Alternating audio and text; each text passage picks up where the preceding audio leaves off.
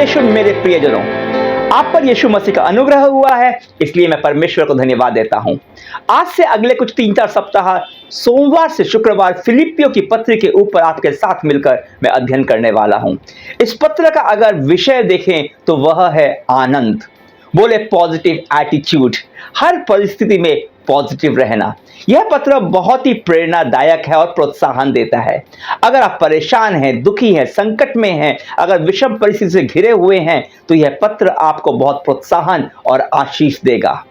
तो शुरू करने से पहले वीडियो को लाइक कर दीजिए, कमेंट जरूर लिखिएगा और अगर आप नए हैं तो सब्सक्राइब कर बेल आइकन जरूर दबा दीजिए ताकि एक भी वचन आप मिस ना करें, क्योंकि केवल इस चैनल पर ही आपको हिंदी में परमेश्वर के वचन की ईमानदार समझ आप पा सकते हैं छोटे छोटे खंडों में। तो आज हम फिलिपियों की पत्री के पहले अध्याय के पहले 2 आयतों को ही देखेंगे।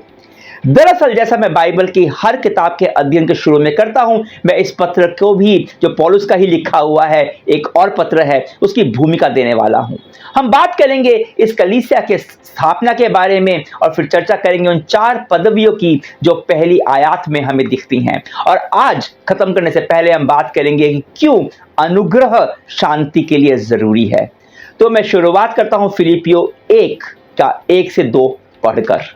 मसीह यीशु के दास पौलुस और तीमुथियुस की ओर से सब पवित्र लोगों के नाम जो मसीह यीशु में होकर फिलिपी में रहते हैं, अध्यक्षों और सेवकों के समेत, हमारे पिता परमेश्वर और प्रभु यीशु मसीह की ओर से तुम्हें अनुग्रह और शांति मिलती रहे। धन्यवाद करते हैं परमेश्वर आपका वचन के लिए। अपने पवित्र आत्मा के द्वारा हमारे दिल और दिमाग को खोल और जो तू हमसे कहना चाहता है हमसे बातचीत कर, यीशु मसीह के नाम से, आमीन। फिलिपियो यूरोप की पहली कलीसिया थी जिसकी स्थापना पौलुस ने की थी। इसका वृत्तांत हमें प्रेरितों के काम 16 में मिलता है। संक्षेप में मैं इसकी कहानी आपको बताता हूं। प्रेरितों के 15 के अंत में पौलुस अपने साथी सिलास को साथ लेकर दूसरी प्रचार यात्रा पर निकलता है और वह उन कलीसियाओं को स्थिर करता है जिनकी स्थापना उसने पहली यात्रा के दौरान की थी। पर प्रेरितों 16 के 6 से 8 में हम देखते हैं कि जहां वह जाना चाहते हैं पवित्र आत्मा उन्हें वहां जाने देना नहीं चाहता, वहां वचन सुनाने से रोकता है। परंतु जब वह त्रोआस नामक स्थान में होते हैं, वहां पौलुस रात को एक दर्शन देखता है कि एक मकुदीनी पुरुष पौलुस से मकुदीनिया आने के लिए विनती कर रहा है और वह पौलुस वहां जहाज के द्वारा पहुंचता है, पौलुस और सिलास। और वहां लूडिया नाम की एक स्त्री जो कि एक व्यापारी थी, काफी संभ्रांत थी, परमेश्वर उसका हृदय सुसमाचार के लिए खोलता है और वह विश्वासी बन जाती है। इतना ही नहीं, वह सपरिवार बपतिस्मा लेती है और पौलुस को उसके घर पर रहने का आमंत्रण देती है। और यह हमें बताता है कि परमेश्वर का काम हमारी योजना के अनुसार नहीं, परमेश्वर की योजना के अनुसार होता है। वह है जो द्वार बंद करता है, वह है जो उन्हें खोलता है। हम योजना बनाएं, पर अगर हम अपनी सेविकाई में परमेश्वर काम को देखना चाहते हैं, उसकी सामर्थ और महिमा को देखना चाहते हैं, तो हमें उसकी अगुवाई में चलना होगा। हमें वहां जाकर काम करना होगा जहां वो हमें जाने को कहता है। अब उसके बाद हम देखते हैं कि कैसे पौलुस ने एक लड़की में से दुष्ट आत्मा निकाली जो उस आत्मा के वश में थी, उस आत्मा के वश में भविष्यवाणी करती थी। वह पौलुस और सिलास के पीछे घूम घूम कर कह रही थी कि ये मनुष्य परम प्रधान परमेश्वर के दास हैं जो हमें उद्धार के मार्ग की कथा सुनाते हैं। अब परमेश्वर को शैतान के अनुमोदन की जरूरत नहीं है। पौलुस यीशु के नाम से उस लड़की को इस आत्मा से छुटकारा दिलाता है।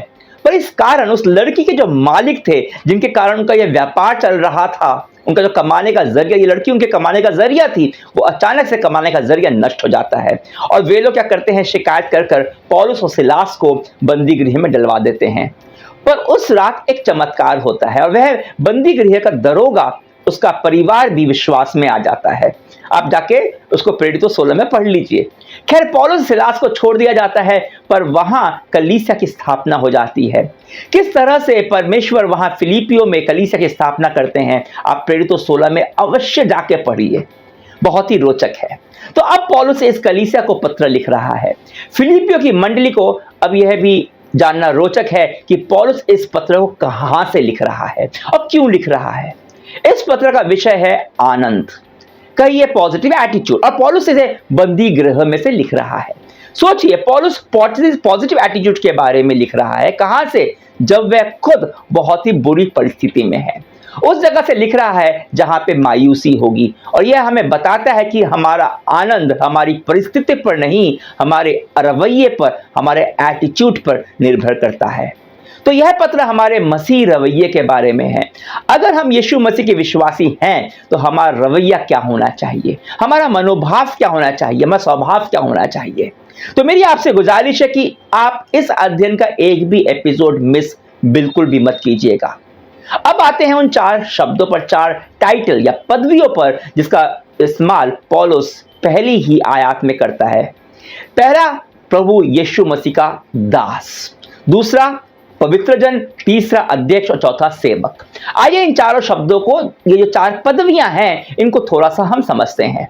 पहले अपना परिचय देते हुए पौलुस लिखता है, प्रभु यीशु मसीह का दास। पौलुस और तीमुथियुस समझना जरूरी है कि दास का अर्थ क्या है। आज जब हम किसी को बोलते हैं प्रभु का दास, तो बड़ा ही सम्मानजनक पदवी लगती है, और है भी, पर इस शब्द को थोड़ा सा समझना जरूरी है।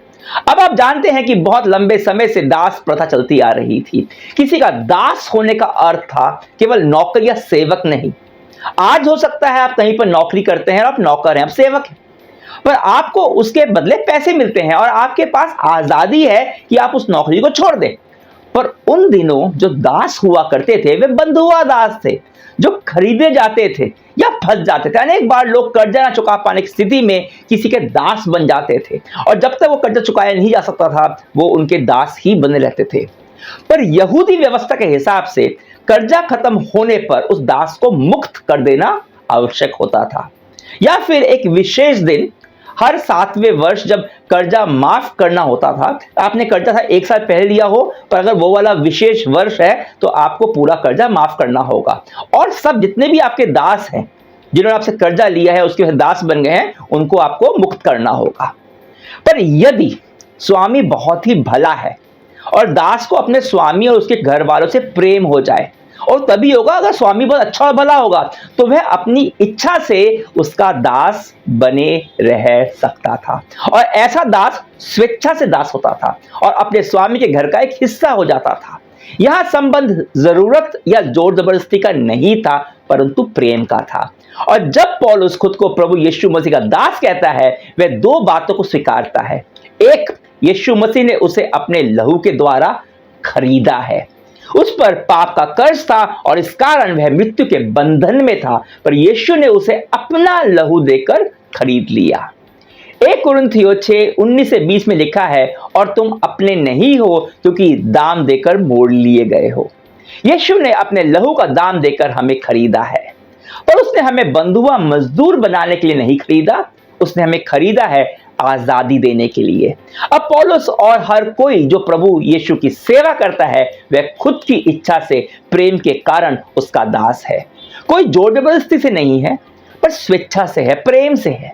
तो हर कोई जो यीशु विश्वासी है, वह दरअसल यीशु मसीह के लहू के द्वारा खरीदा हुआ है, तो वह उसके दास हैं।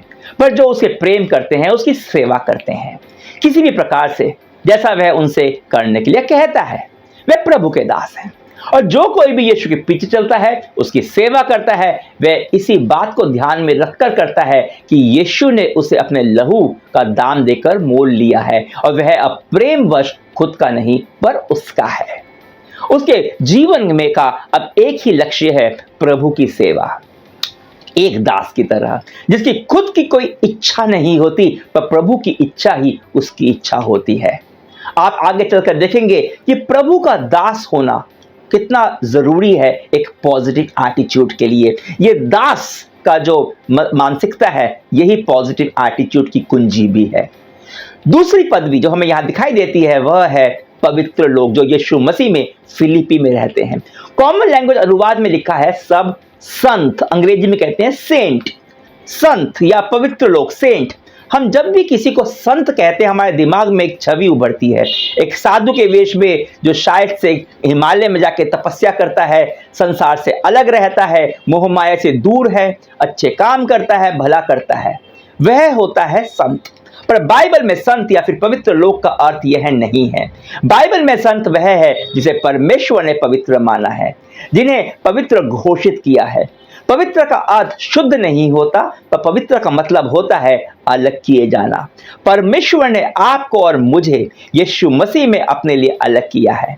हम संत इसलिए नहीं है क्योंकि हमने कुछ अच्छा किया है, हमने कोई तपस्या की है, पर इसलिए क्योंकि परमेश्वर अच्छा है और उसका अनुग्रह हम पर हुआ है। यीशु मसीह में आप संत हैं, मैं संत हूं। और तीसरी पदवी अध्यक्ष।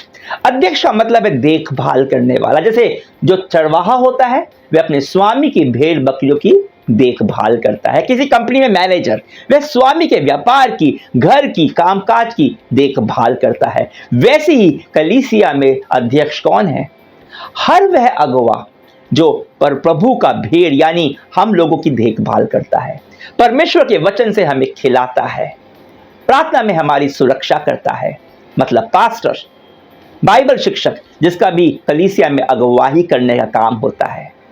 और चौथी पदवी है सेवक। अंग्रेजी में बोलते हैं डीकन। डीकन का मतलब होता है जो किसी भी प्रकार की सेवा करता है कलीसिया में, चाहे वो पानी क्यों ना पिलाता हो, खाना खिलाता हो या अन्य प्रकार की कोई भी काम करता हो। यह सब मैंने आपको क्यों बताया? क्योंकि अलग अलग कलीसिया में इनका मतलब अलग अलग होता है। हम सब प्रभु के दास हैं, हम सब परमेश्वर के पवित्र लोग हैं, उसके संत हैं, पर हमारी सेवाएं अलग अलग है। कोई पास्टर है, कोई शिक्षक है, कोई सुसमाचार प्रचारक है, कोई दूसरी अलग अलग सेवाएं करता है। यह सब परमेश्वर की बुलाहट के अनुसार होता है। पर हम जो भी हैं, अध्यक्ष या फिर सेवक, ध्यान रखिए हम सब प्रभु के दास हैं और मसीह यीशु में संत हैं। फिर दूसरी आयत में पौलुस कहता है कि हमारे पिता परमेश्वर और प्रभु यीशु मसीह की ओर से तुम्हें अनुग्रह और शांति मिले। यह प्रभु की पसंदीदा आशीष वचन थे। आपने ध्यान दिया होगा, अनुग्रह हमेशा शांति से पहले आता है। शांति तब आती है जब परमेश्वर के साथ हमारा रिश्ता होता है। जब परमेश्वर के साथ बैर होता है तो हम हमेशा अशांत रहते हैं।